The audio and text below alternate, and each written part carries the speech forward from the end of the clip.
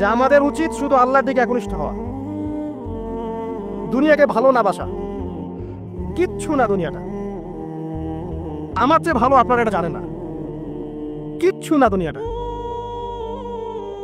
মানে মুহূর্তে ডিজাস্টার হয়ে যেতে পারে।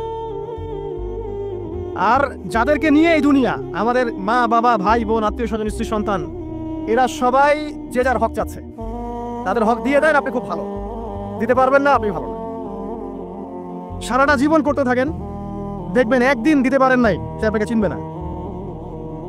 বলেননি কথাগুলো? জাহান্নামে যাওয়ার কারণ এগুলো উল্লেখ করেন নাই?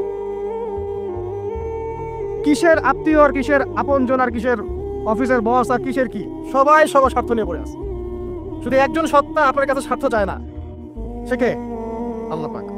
এটা যদি বুঝতে পারেন তাহলে দেখবেন মনটা আল্লাহ থেকে নরম হয়ে যাবে। আর মুসলিমদের এখন এই মানসিক আত্মশুদ্ধিটা বেশি দরকার। আমরা কেন অস্থির জাতি হয়ে গেছি, এমন মানসিকভাবে শান্তি নেই আমাদের মধ্যে। খেয়াল করে দেখবেন সারা দিন দুশ্চিন্তা, দুর্ভাবনা, পেরেশানি। নামাজে আসি তাও মনে হয় যত তাড়াতাড়ি নামাজ শেষ করতে পারলে বাস। 5 মিনিট 4 রাকাত নামাজ, আর ইমাম যদি ভুলে 10 মিনিট পড়ায় তো চাকরি নট। খতিব খুতবা দিবে 30 মিনিট ঘড়ি ধরে বলে দিবে, ভুলে যদি 10 মিনিট বেশি দিয়ে ফেলছে, আজকে আসছেন ভালো কথা, হাদিয়া নিয়ে যান, পরের দিন আর আসেন। অস্থির। অস্থিরতার কারণ দুনিয়ামুখিতা, আল্লাহ থেকে দূরে থাকা। অস্থিরতার কারণ কোরআন থেকে দূরে থাকা।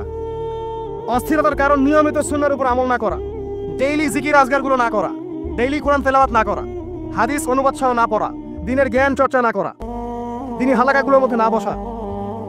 অস্থিরতার অনেক কারণ, টাকা পয়সার পিছনে ছোটা, বাড়ি গাড়ি স্ট্যাটাসের পিছনে ছোটা, এবং এই লোভ, এই লালসা আপনাকে স্থির থাকতে দিবে না। অস্থিরতার কারণ এই যে আমরা বলি মেটেরিয়ালিজম, আমরা বলি বস্তুবাদিতা, এগুলো অস্থিরতার কারণ। এগুলো কখনো আপনাকে স্বস্তি দিবে না।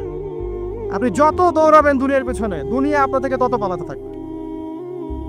আর আল্লাহ পাক বলেছেন, হে আদম সন্তান, আমার ইবাদতের জন্য সময় বের করো, আমি তোমাকে 2টা জিনিস দিব। 1 নাম্বার, তোমার হাতকে আমি স্বচ্ছলতা দিয়ে ভরে দিব, আর 2 নাম্বার, তোমার সমস্ত অভাব আমি দূর করে দেব। যে ব্যক্তি আল্লাহর জন্য সময় দেয়, আল্লাহর জন্য বাঁচে, আল্লাহর জন্য মরে, সব কাজ আল্লাহর সন্তুষ্টির জন্য করে, দেখবেন ও মনের মধ্যে শান্তি আছে। হয়তোবা তার 5 তলা 10 তলা বাড়ি নাই, BMW নাই, সুজুকি জিক্সার নাই, তারপরে দেখবেন সে অনেক শান্তিতে আছে, কারণ তার মনের মধ্যে একটা প্রশান্তি কাজ করে।